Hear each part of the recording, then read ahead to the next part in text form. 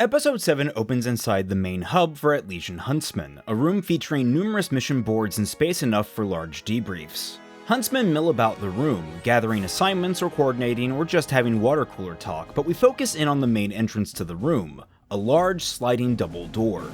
It opens, revealing Team RWBY, who are slumped with exhaustion and covered head to toe in soot. RWBY coughs, expelling a black cloud before dragging her feet through the entryway and lifting her goggles off her face. The rest of the team follow, and RWBY turns to them in embarrassment, pumping her arms as best she can.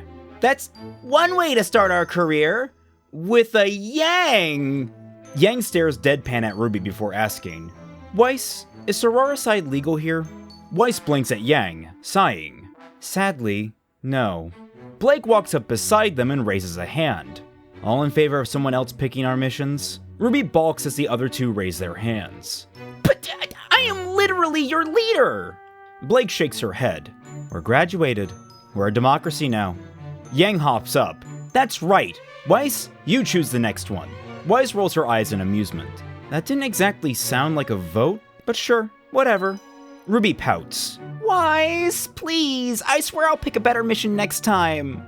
"Did you guys come out of a coal mine?" John's voice catches their attention, and the four girls turn to find Junior arranged like Team RWBY from the last episode, proudly showing off their new outfits. After a beat, RWBY asks, "Why are you standing like that?" John quickly deflates. "No reason." Weiss waves a hand their way. "You three are certainly getting a late start." Nora waves a hand back in dismissal. "What? Nah! We just got back. We're on break right now." John's excitement roars back to life. "Yeah! There's a whole bunch of great missions people don't want to do. We got our whole week filled out, no problem." RWBY cocks her head to the side. "So, what are you guys doing?" John's eyes light up. "Only the coolest thing in the world." We smash cut to John in a safety vest, holding a stop sign and leading a line of children across one of Mantle's roads on their way home from school. Ren and Nora help along the length of the line, with Nora holding one kid's hand and Ren carrying another on his back for a piggyback ride. John watches the kids march past in an orderly fashion, big smiles on their faces. Nodding to himself with a fond sigh, he says, "Community service." With the kids safely across the road, John joins them, where a few mothers or older sisters are waiting to pick up their kids for the rest of the walk home. Though, clearly, several of the women are very smitten by John's handsome appearance. One of the women steps forward and coyly shoves a casserole into his arms. He accepts it nervously. Thank you so much." The woman takes her child's hand and walks off, leaving John to mumble, "Fifth one today." Nora and Ren wave off the last of the kids, one of whom gives Nora a surprise hug that she warmly returns. The three huntsmen stand and watch the kids go, proud at an honest day's work, when a new voice cuts in. "What are you guys doing? Pup Patrol? Really?" They turn to find Flint looking at them with a raised brow. Behind him we can see Mantle's wall, one of the large doors closing shut as a hover truck passes through. Neon is waving the driver off before skating up to Flint. She takes one look at the way Junior is dressed and chokes down a snort of laughter. "What's with the getup? Did someone put you up to this?" John frowns, confused. "No?" Flint and Neon share a look of disbelief before, very flatly, Flint explains, "You guys lose a bet? Huntsman wouldn't be caught dead doing cross-guard duty." John closes his arms. "Then why is it on the board?" Neon shrugs, skating forward into John's face. "At, like, the very bottom, right next to getting cats out of trees." Pirouetting away to skate circles around them, she continues. "City job ads get tacked onto huntsman boards, but no one seriously does them." Nora scratches her head. "Well, someone has to." To which Flint responds, "Yeah, other people. First years, militia, whatever. Not huntsmen." He points back towards where the truck was. "We gotta focus on more important work. Leave small time to small time while we keep these shipments safe from Grimm." Shaking his head, John's brows narrow. "This isn't really small time. It's important work, and there was no guarantee someone was going to do it." Neon, still lazily circling the group, waves her hand with a pshaw. "All those jobs get covered eventually. It's no biggie." Flint elaborates. "The important work is keeping people safe, and to do that, Atlas needs to be strong. Helping someone cross the street is nice, but that comes after making sure everything's stable." Nora looks around at the relative peace. "Things look pretty stable to me. Not entirely sure what you're talking about." Ren, surprisingly, speaks up, chinning his hands as he thinks out loud. "I suppose I can see his meaning. This may not be the best way to apply our skills." Looking to John, Ren raises a curious brow. Perhaps we should consider taking on more substantive missions. Neon skates behind Ren, resting her paws on his shoulders and proudly grinning. Tall, green, and handsome gets it. You guys could, shadow us if you want. On a real job! Ren locks up at the touch, and Nora pointedly glares at Neon, stepping up to peel the other girl's hands away. These are real jobs. Neon grins and slips away, returning to skating her circles around the crew. John watches the exchange with a frown, and counters. What we do matters. It's important that people see who's keeping them safe. It builds morale. Flint tilts his head in unimpressed disbelief. Yeah, but you're trained huntsmen. Going out and killing Grimm will keep them actually safe instead of feeling safe. Skating backwards now, Neon adds, besides, that's what things like the solstice is for. Big parties, festivals, the whole kit and caboodle. Flint nods approvingly. Next time you're at the boards, maybe consider doing something in your weight class. John still seems a bit jilted by the conversation, brow creased. He goes to respond when Ren steps up beside him, putting a calming hand on his shoulder. There should be no harm in exploring other jobs. There were plenty of openings for wall duty. Neon blinks at the three. Well, if you want to be bored out of your minds, sure. It is better. Nora crosses her arms at the remark, replying, so glad we finally meet your standards. Flint's sigh grabs everyone's attention. Look, sorry guys, I keep forgetting you haven't been here so long. Probably tired after that whole trek up here too. I'm sure you'll pull your weight once you find your footing. The apology only partially lands, with John's jaw still a bit clenched. Yeah, look, no problem.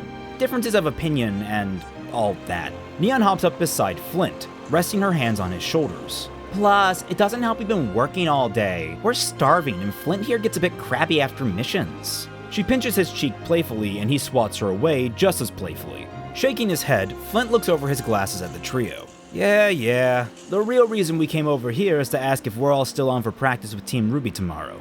Wearing a teasing smirk, he adds, that is, if you can fit it into your busy schedule. John bristles. Hey! A second later, he deflates. You know, I thought when we graduated people would stop teasing me. Nora pats him on the back. John, that's never happening for you. Which gets him to groan in defeat. This content and the rest of the content on Celtic Phoenix is brought to you by the wonderful people supporting the channel through Patreon. For just $1 or more, you can gain access to the Tundra Discord server, where you can interact with me and a whole host of my fellow internet colleagues, such as the other members of Team Frostbite and the Team Jacked podcast. Become a part of our regular bad fanfiction nights that happen every Friday night at 10 p.m. Eastern Standard Time by joining our chat and adding your commentary to the reading. You can also join by becoming a member of the Celtic Phoenix YouTube channel, with the additional bonus of gaining access to a bunch of sweet emoticons during every one of our streams, such as the Team Jacked podcast, which airs every Wednesday at 6 p.m. Eastern Standard Time. But if either of those are too much for you, you can always subscribe to the channel, enable alerts, like this video, and share it around to all your friends. Thank you all so much for watching, and we now return you to your regularly scheduled fixing. We cut to Atlas's main training room, a cavernous holodeck-esque space that can produce hard-light structures for maneuverability training, shield walls for sparring, and training dummies for target practice. So basically, it's just the training room we saw in Volume 7. It hasn't changed. We fly through the space, again like Volume 7, but instead of it just being Team RWBY versus Team Funky, it's various different practices going on simultaneously. First and foremost are John and Blake, who are sparring to get better use of their new equipment. Blake is making good use of her ribbon and the shotgun built into her second blade to maneuver herself around the battlefield, but a miscalculation sends her flying face first into John's shield. John pulls back in concern and asks if she's alright. Blake stands, rubbing her nose and looking down at Deadly Nightshade. Yeah, the weight's still a little off. Can we try that again? John nods and they drop back into fighting stances. As they start over, the camera slides past them to where Nora is giggling with excitement. Using a button on her new shock harness, she's covered in electricity. It hurts, clearly, but she also gets her trademark manic rush from it as she lunges forward and cleaves through a whole row of training dummies with her hammer. Beyond her is another arena that's been sectioned aside for Winter and Weiss to spar, or more accurately, Winter putting pressure on Weiss while she's summoning to train her endurance and concentration. Weiss nearly succeeds at summoning one of her lancers, but is easily tripped by one of Winter's attacks. The older sister looks down on Weiss with a smug grin, and Weiss just groans in irritation. Wordlessly, Weiss reaches up and Winter lifts her to her feet. We don't stick with them, as circling the whole arena are matching blurs of red and rainbow. Neon and RWBY come to a stop near the entrance of the room, where Ciel is standing with a stopwatch, giving a raised brow of approval to her own teammate. Neon whoops and jumps in the air. "Victory is mine!" And RWBY yells breathlessly, "What? I totally won that!" Neon pulls her eyelid down at RWBY. "Aww, someone a sore loser." Ciel looks up at them disapprovingly. "Cat, don't get cocky. You're still struggling to build speed on straightaways." Neon slumps sheepishly, and RWBY crosses her arms smugly in response, only to be bonked over the head by Ciel's clipboard. The older girl gives a piercing glare. "Rose, manage yourself better. 200 laps and all of Neon's times were consistent. Yours, meanwhile, started strong, then degraded. Not only were you half as fast near the end, you've exhausted yourself." Ciel pokes RWBY with her clipboard, causing the girl to stumble. "See? You need to temper your efforts or become useless." RWBY pouts, and Neon slings into her side cheekily. "Listen to music while you practice. Try to stay on beat. It's a lot of fun. Just don't do tango. Made that mistake once." RWBY seems to genuinely consider the idea in earnest. Ciel shakes her head, resets her timer, and steps back to where she was. "Let's do 20 more laps, shall we, ladies?" Neon and RWBY grin competitively at each other, and when Ciel gives them the signal, they take off. We follow them until we hit the last sparring arena in the room, containing Yang and Neo. The two are in a deadlock of give and take, with Yang holding her own incredibly well and Neo acting uncharacteristically aggressive. We get to see Yang's shields in action, tanking several counters from Neo that would have previously been clean hits, though she shakes it up by becoming surprisingly evasive in a way that throws Neo for a loop. We also get to see her employ the triple-barreled function, switching to just one of her barrels, labeled Too Hot, that fires a heat-seeking round. Neo dodges it by an inch, but before it can go too far, Yang flares her semblance, bursting with flame, and causes the round to arc back towards Neo. Blindsided, Neo is struck and tumbles right into Yang's follow-up punches. She's almost struck by Yang, but dodges at the last second, using her momentum to deliver a counterattack and vault herself over Yang's head. Yang, having blocked the counter with her shields, snaps to turn to face Neo and whistles approvingly. "Oh, you are feisty today! What's gotten into you?" Neo gives a frustrated huff and rolls her eyes, her shoulders motioning around to the observation stands of the training room. Sitting there, watching her closely, are 6 Atlesian troops. Yang becomes more sympathetic and moves in for another round of sparring, though it's a bit slower and a little more telegraphed. It's more of an excuse to close the distance between them so Yang can quietly say, "Yeah, that can't be fun." Neo falls into the more staged sparring easily, though through some of her strikes she manages to convey, "It's not fair!" To that, Yang becomes a little angry on Neo's behalf. "I'm right there with you. You guys have had our backs this whole time. You shouldn't be locked up like common criminals." There's a pause when they're sparring, while Neo winces and bobs her head to the side, as if to admit, "Well, I mean..." Yang sighs and slips back into the fight. "You guys are more than that. I just wish Ironwood would take our word on it. You don't deserve the way he's been treating you." They only get a few more blows before Neo kips back, hesitates, and then signs, "I can't do what I need to do like this." Lowering her arms for a moment, Yang digests the words, and then slips right back into the fight. After one more exchange, Yang simply says, "So why not just do what you need to?"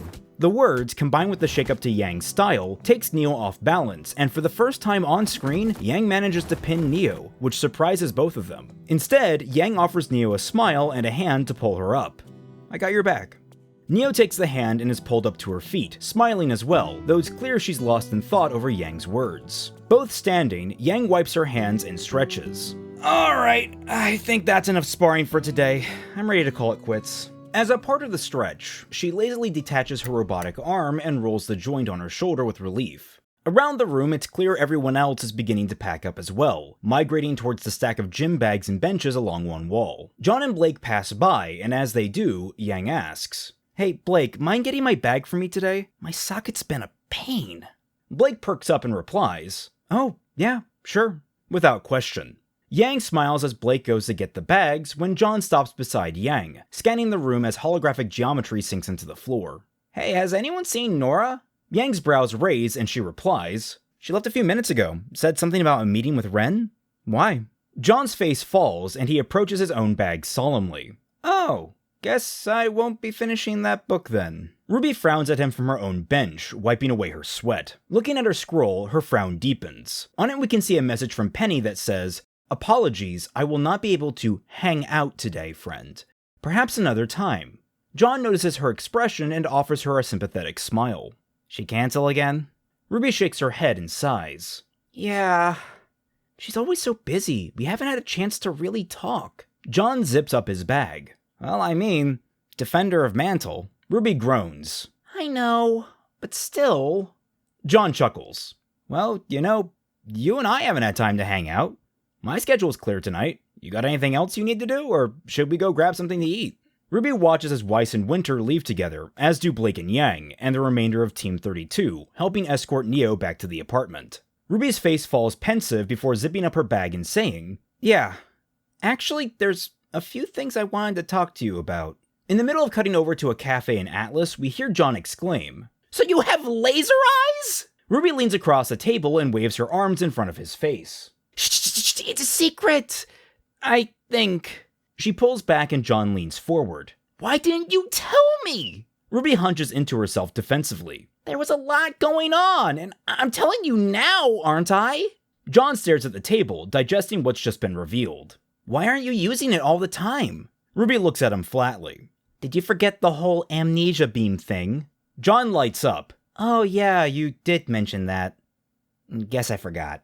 RWBY kicks him under the table and the two break into giggles. They sober up and RWBY qualifies. But really, I don't know how? I think I got the basics, but practicing it scares me. John leans back in his chair and puts a finger to his chin, thinking it over. I mean, if you're worried about losing your memories, why not write a journal or something? RWBY crosses her arms indignantly. John, I'm not a little girl. As she says this, a waitress attends to their table, putting down a simple soft drink for John and an incredibly gaudy, colorful, cavity-inducing drink for RWBY, saying, 1 grape soda and 1 double choco-whipped strawberry mountain, with extra sprinkles.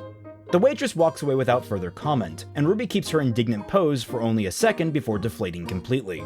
Why does this always happen? John barks out laughing and slaps the table, causing a precariously placed cherry to roll off and the other Atlesian customers to silently judge them. His laughter dies down and he continues on his point. Well, you said Maria described it like a book, right? Why not keep your own? A bunch of my sisters kept journals. There's a lot of pointless stuff in there, but it might be nice when you're older and you want to recall something. Never really thought about it like that, honestly. RWBY takes his words to heart and begins to spoon into her drink as she thinks. Swallowing, her brows furrow. You were reading your sister's journals? John blinks in panic. It was for research. RWBY slams the table. That makes it worse! Pointing, he exclaims, They were scheming! The two are muted as they break down into a playful argument, and Watts' voice carries over the scene, saying, Yes, ma'am, yes, she is quite unaware. We cut to a dark chamber where Watts is finishing setting up a bank of computers. I assume she has some convoluted machination of her own, not that it would be worth entertaining. Standing, he turns to look at a Seergrim floating menacingly in the dark among the wires and cables. Salem's voice comes through, haunting and sharp. You forget your place, Doctor. You forget that she is mine, and I still have plans for her. Watts coughs into his hand. Yes, of course. I merely meant we should focus only on what we can control from our own operation. There's a lingering silence as the orb stares pointedly into Watts' eyes. Then Salem speaks again, voice softer. Be that as it may, it cannot be forgotten how valuable she is. For now, observe her, and if she needs it, instruct her. But only if she needs it. I want to see if she's learned control. Watts turns and smiles into the orb. I couldn't have said it better myself. Consider it done. The seer slips backwards into the shadows, vanishing behind the ramshackle servers. Once out of sight, Watts' smile slips into a deep, frustrated frown. Switching the servers on, he grouses under his breath. Valuable. Concrete shoes in the middle of the ocean would be worth more. He walks through the room, pauses at a desk, and boots on a computer connected to several scrolls, all attached via neatly organized cables. Watts spends a moment reading the information on screen before stepping away and out of the room, into a dingy corridor. With a quick pan of the camera and a sneaky cut, we speed up his walk between rooms. The room he enters contains a crude visage of Salem, assembled out of a mishmash of pieces of junk, such as mannequin parts, stolen clothing, metal cable, chain link, and so on. Tyrion is deep in focus, tongue extended in concentration as he applies the finishing touches on this, monument to his lady. Watts folds his arms. Truly a work of art. I'm sure Salem will be so endeared by such a ghastly display. Tyrion scowls, but pulls back, having finished his work. He flings his hands up in exaltation of the display. Your mockery is empty. We are robbed of her visage here among the savages. If we are to worship her properly, she must have presence, even if that means basking in the light of a pale imitation of her holiness. It is very little, but in that, I know she will be pleased. You could have asked her yourself. Watts rolls his eyes. I'm surprised you didn't want to speak with her. Tyrion only shoots Watts a momentary glare before returning to his awe-filled stare at the statue.